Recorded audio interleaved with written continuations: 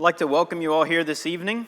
Appreciate you choosing to come here tonight with us and worship. I know there's other things that you could be doing, but you chose to come here and worship God, and we're appreciative of that this evening. As Brother Jerry mentioned earlier, we're going to be continuing on our series, 8 Weeks to a Better Body. And tonight I'll be giving application to the sermon Timothy gave on Sunday, talking about the interdependence of the body. So just a real quick reminder, for a definition on interdependence, this is something Timothy shared with us on Sunday. The Oxford Dictionary puts it, the dependence of two or more people or things on each other. Merriam-Webster Dictionary says it's the state of being dependent upon one another, mutual dependence. So this evening, as we look at the body being Christ, we're going to look at how we're all dependent on each other. This is a verse that throughout this series you'll probably see quite a bit, talking about the body and the different members of the body. But here in 1 Corinthians 12, we're going to start in verse 12, and I think we'll have 3 slides going to about 17, 18, somewhere in there. So we'll start here in 1 Corinthians 12 and 12. It says, "Just as a body, though one, has many parts, but all its many parts form one body, so it is with Christ. For we were all baptized by one Spirit, so as to form one body, whether Jews or Gentiles, slave or free, and we were all given the one Spirit to drink. Even so the body is not made up of one part, but of many. Now if the foot should say, because I am not a hand, I do not belong to the body, it would not for that reason stop being part of the body. And if the ear should say, because I am not an eye, I do not belong to the body, it would not for that reason stop being part of the body. If the whole body were an eye, where would the sense of hearing be? If the whole body were an ear, where would the sense of smell be? But this last verse 18 says, but in fact God has placed the parts in the body, every one of them, just as He wanted them to be. So just as God created our physical bodies the way they are, and each part of our body has a purpose, a very important purpose, from what we might consider the very least of our body parts, it serves a very important part of what our body does and how our body performs.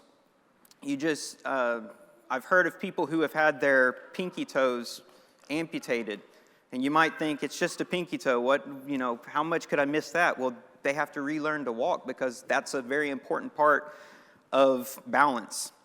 So the Bible here tells us that every member is very important, and you have been placed here as God wanted you to be. Brother Timothy used a analogy, I guess, of a basketball team on Sunday, talking about Michael Jordan, who he says is the best NBA player of all time, which is probably true. But he had a team. If Michael Jordan were to play 1-on-5 in a basketball game, Michael Jordan would lose every time. He needed Scottie Pippen there to guard the best player on the other team. He needed Steve Kerr there to hit the wide open corner three when he was double teamed. He needed Dennis Rodman there to rebound the ball when he missed his shot, or on defense to rebound the ball. It's a very important part of the game. They had Phil Jackson, probably the greatest coach in NBA history, there to look and see what the defense was doing and to call the right plays to be able to get the things done that they needed to score. And just like that, the body of Christ, the church, depends on you if we want to be successful. So this evening, what I want to do is look at several things that I believe are very important aspects, and we're going to look at different areas of our lives and some specific things on what we can do to make that body perform how it's meant to. So I want to ask this question as we start. Why work together? The body all works together. The brain tells the body what to do. Everything flows through that. We've got joints and ligaments that hold muscles that hold together, and it's all functioning as one body. So why do we work together? First thing I want to look at is we want to work together to show unity. In John chapter 17, starting in verse 22, it says here, I have given them the glory that you gave me, that they may be one as we are one. I and them, and you and me, so that they may be brought to complete unity. Then the world will know that you sent me, and I have loved them even as you have loved me. This is Jesus in a prayer, speaking of his disciples and praying for his disciples to be united in what they're doing. And in that 23rd verse, it says, then the world will know that you sent me.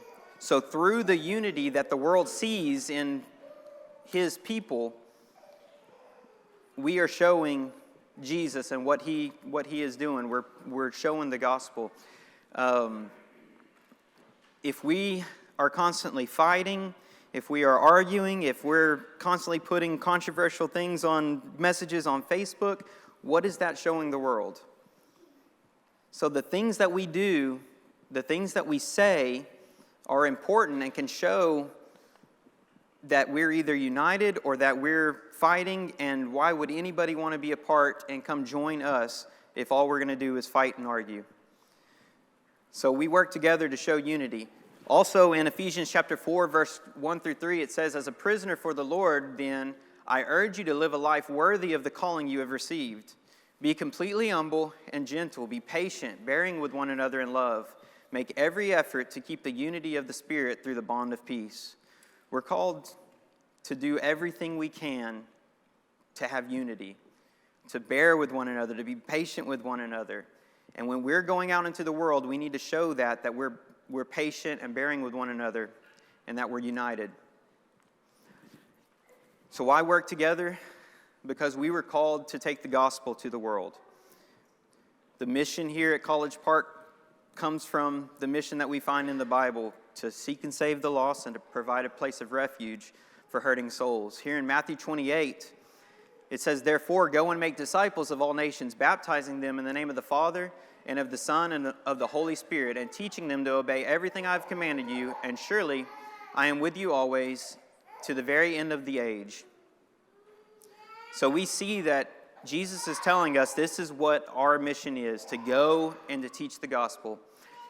And I think as we're going through here in just a moment, this list of things I believe we can do in different areas of our life, these are the things we need to keep in mind while we're doing that. We're working together to show unity and to take the gospel to the world.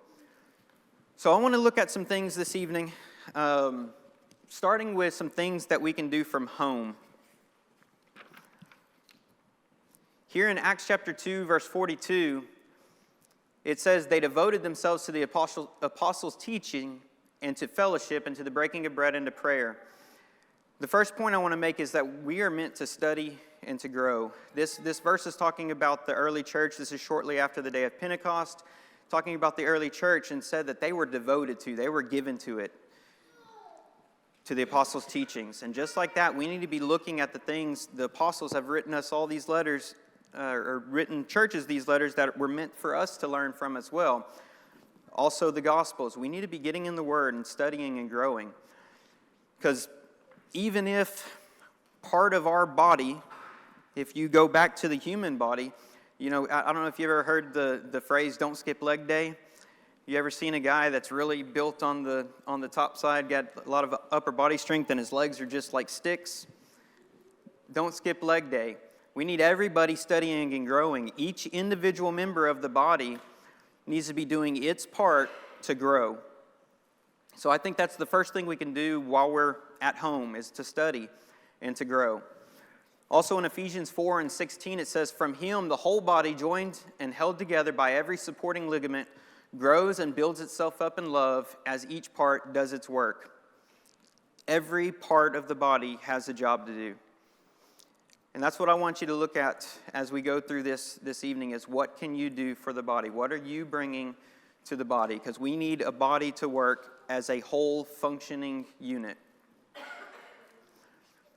The next thing that we can do from home is teach our children. In Proverbs chapter 22 and verse 6, it says, start children off in the way they should go, and even when they are old, they will not turn from it. We need to be teaching our children. We need to be teaching our children Bible things. Things from, these will all come from the scriptures. I don't have them all up here. But things like respecting authority. Things like respecting those that are older than you.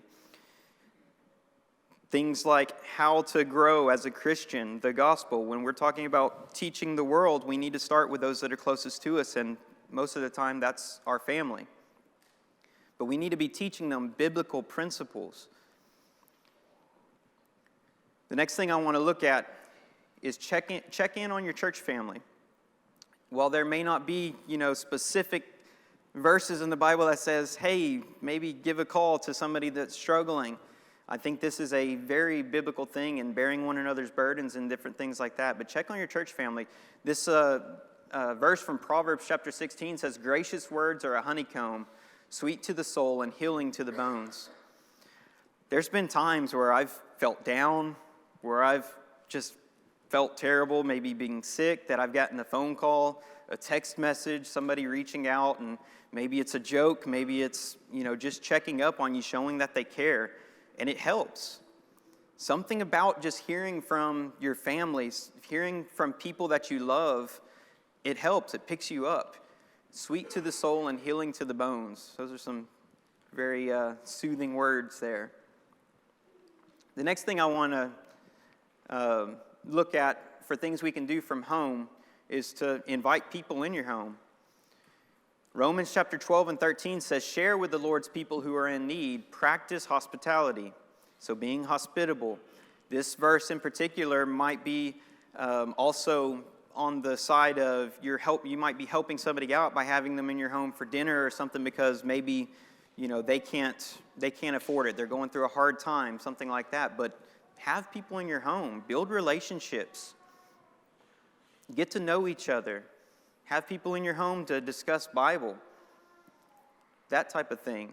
But it's a very important part of what we need to be doing as a church. The last thing in this particular section we're going to look at is building relationships with your neighbors. Here in Mark chapter 12, starting in verse 30, it says, love the Lord your God with all your heart and with all your soul and with all your mind and with all your strength. The second is this, love your neighbor as yourself. There is no commandment greater than these. And I know here the neighbor is basically just people you're in contact with, but as we talked about earlier, a lot of our focus needs to go to the people who we can reach. And those sometimes are our immediate neighbors. Build relationships with your neighbors. If you're constantly fighting over fence lines and constantly fighting over your dogs barking all night and all these different things we might have issues with. Maybe I'm the one whose dogs are barking all night, I don't know. But if we're constantly arguing and bickering, we're not showing Jesus through our conversation with our neighbors. But look for opportunities when they might need help. Invite them to church. Just be the type of people you need to be and build relationships with your neighbors.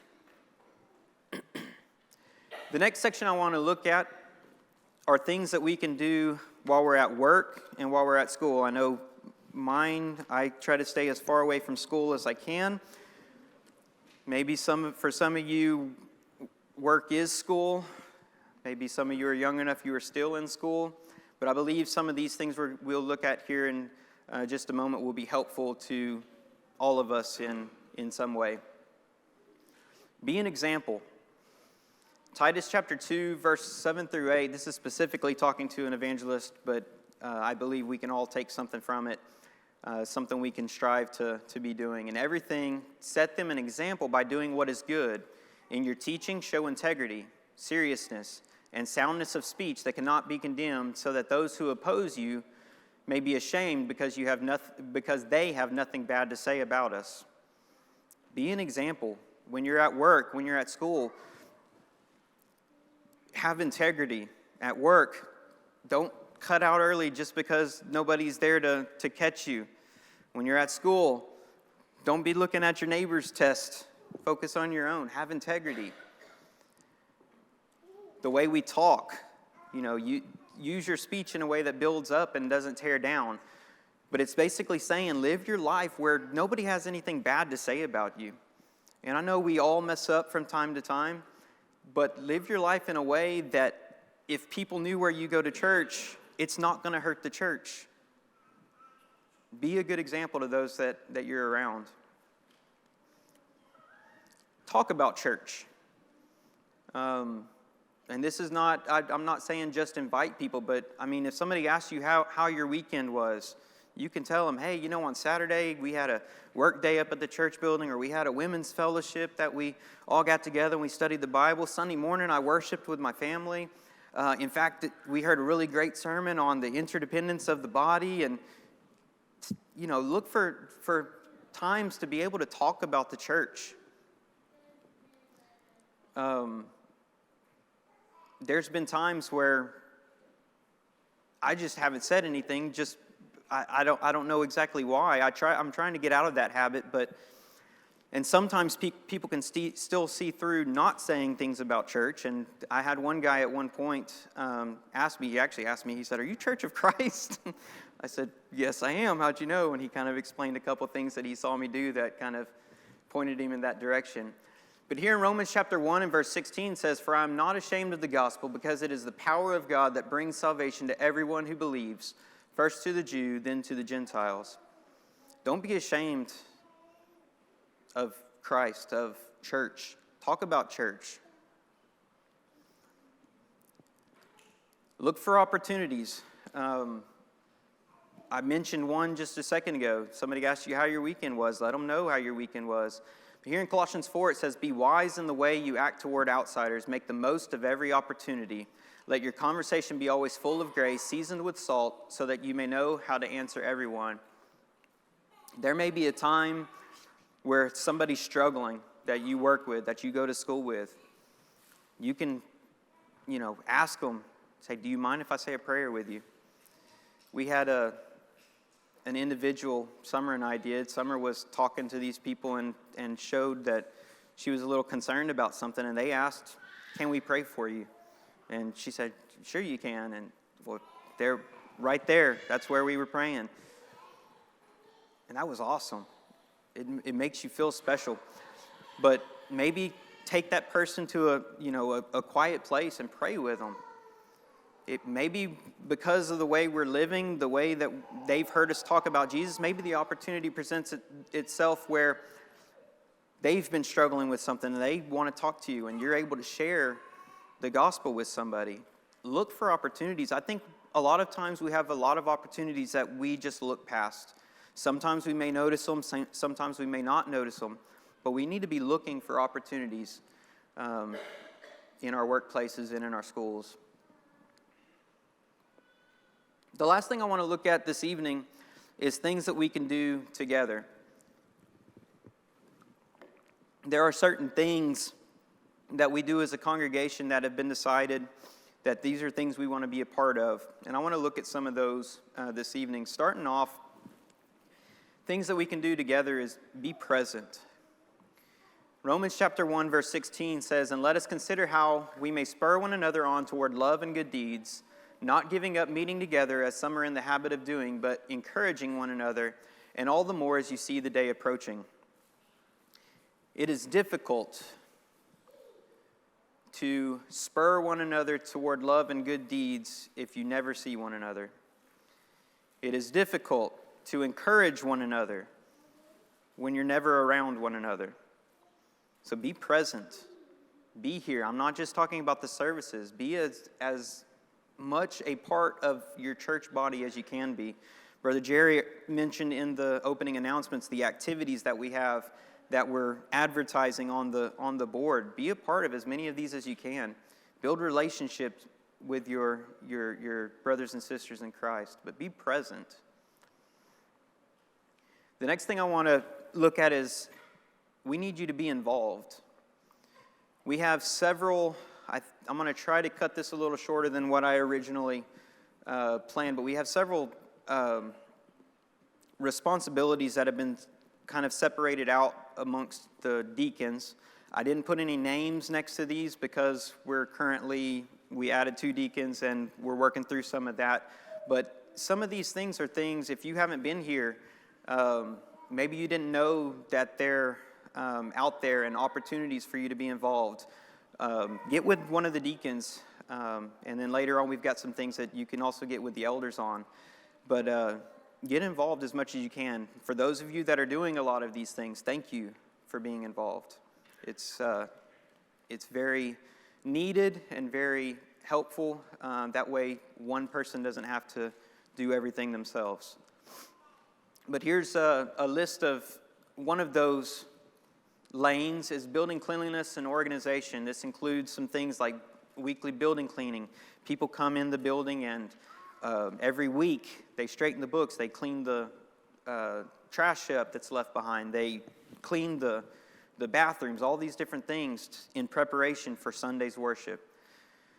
Organization, there's several different areas in the building where things need to be organized. We're working through some of that. The library is in progress in there.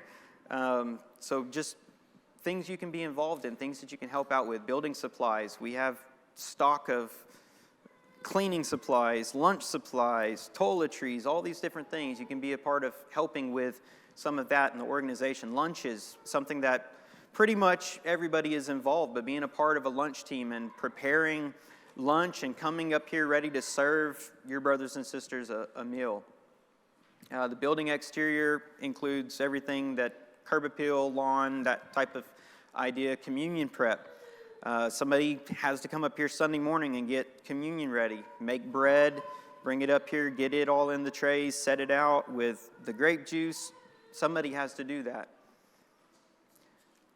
Building equipment. If you have a specialty that in your working career, this may be a good place for you. HVAC, electrical, plumbing, that type of deal would be a good fit for helping out in these areas. But the equipment and lighting, the baptistry, septic system has a weekly maintenance that has to be done on it. Security and ushers, you'll see as you walk in the doors, opening doors for people, and they have other tasks as well. Just different areas you can get involved. Technology and communication. We almost found out tonight about what happens when we don't have AV guys. They were able to get the sound up and running. Thank you.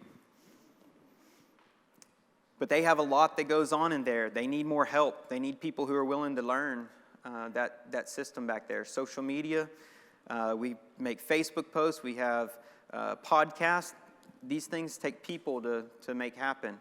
Email communications. Those emails that you get don't just automatically get sent to you. People are behind the scenes, sending prayer requests, sending event updates, the website. Member services, we kind of spoke on some of this earlier, and you don't necessarily have to be a part of this team to check in on people that you notice are missing. You see somebody that wasn't there, check in on them, see if there's something you can do for them, see if they need anything. New members. I think that's specifically talking about getting information to get them a part of GroupMe and all these different things, but we need people making sure that new members are feeling welcome.